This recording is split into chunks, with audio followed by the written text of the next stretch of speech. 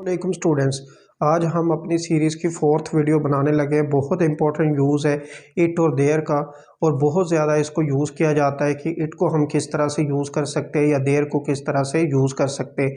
It जो है, जैसे कि यहाँ पे मैं आपको बता चुका हूँ, टाइम, जब भी हमने टाइम के बारे में डिस्कस करना है तो हम इट का यूज़ करेंगे। सीजन्स यानी मौसम जितने भी हैं उनके बारे में हमने जितने जैसे भी यूज़ करना है तो उस वक़्त भी हम इट का यूज़ करेंगे।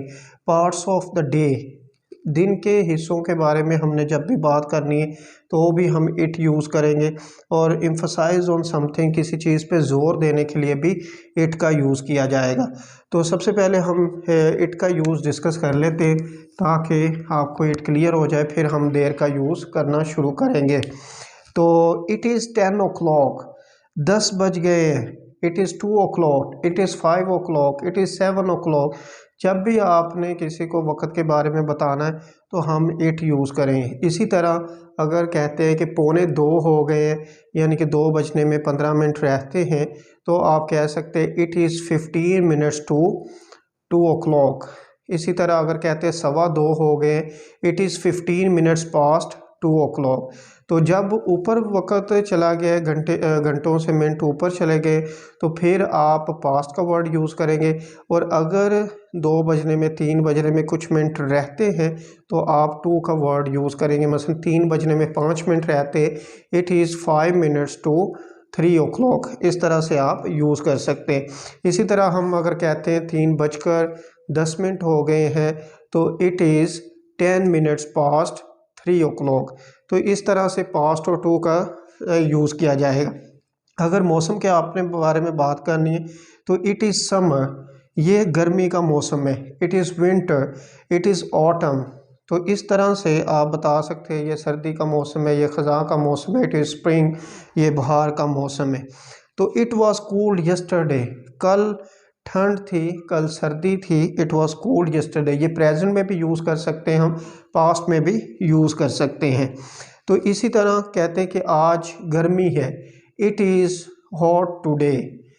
तो इसी तरह अगर कहते हैं आज हबस है तो इट इज़ क्लोज्ड टुडे, क्योंकि हवा बंद हो जाते हैं तो इसलिए हम क्लोज्ड वर्ड यूज़ करते हैं हबस के लिए।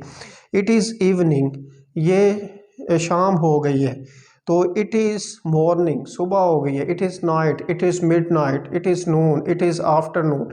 तो इस तरह से किसी भी दिन के हिस्से के बारे में हमने बात करनी है तो हम जो है इट का यूज़ करेंगे। इसको पास्ट में भी यूज़ कर सकते हैं वास के साथ, और प्रेजेंट में इसके साथ यूज़ करेंगे। इसी तरह आपने कहना बारिश हो रही है तो इट इज़ रेनिंग। तो बर्फ़बारी हो रही है, इट इज़ स्नोइंग। अगर बूंदाबांदी हो रही है, इट इज़ ड्रिजलिंग। बहुत तेज़ बारिश हो रही है, इट इज़ रेनिंग हैवीली। तो इस तरह से हम डिफरेंट जो है मौसम के बारे में जो है डिस्कस वो इट के ज़रिए करेंगे। अगर आपने एम्फसाइज़ करना है तो हम कहेंगे it was I who stood first, ये मैं था जो फर्स्ट आया। तो इस तरह ने पहली पोजीशन पे आया, तो आपने इस तरह से इट का डिफरेंट तरीके से यूज़ कर सकते हैं। और जो है कंप्लीट यूज़ इट का आपको बहुत अच्छे से पता होना चाहिए कहाँ पे हम इट का यूज़ करेंगे। तो इसी तरह आए सेकंड यूज़ हम करने लगे हैं देयर का।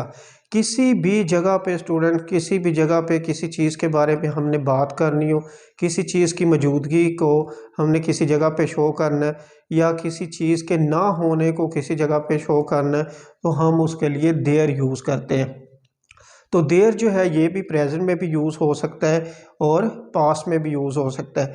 लेकिन इसमें जो हेल्पिंग वर्ब है, सिंगुलर या प्लूरल का भी यूज़ करेंगे जब हमने नेक्स्ट जो वर्ड है उसको देखना है।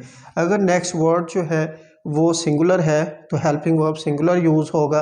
अगर जो नेक्स्ट वर्ड है वो प्लूरल है तो हेल्पिंग वर्ब भी प्लूरल यूज़ किया जाएगा।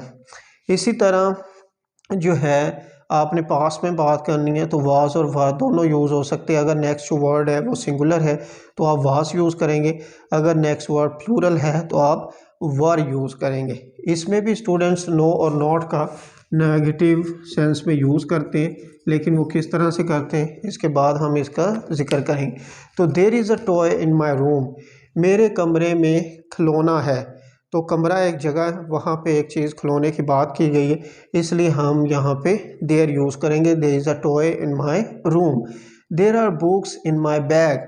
मेरे बस्ते में किताबें हैं। तो स्टूडेंट, बस्ता एक जगह है जहाँ पे किताबें हैं, तो वहाँ पे आप आर का यूज़ करेंगे, क्योंकि बुक्स ज़्यादा हैं तो इसलिए आर यूज़ किया जाएगा। There was money in the pocket. जेब में पैसे थे।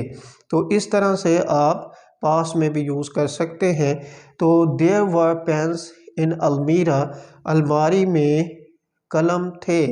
तो आपने एक जगह पे किसी चीज़ के बारे में बताना है तो आप वाज वर्क का यूज़ करेंगे और साथ में देयर यूज़ करेंगे।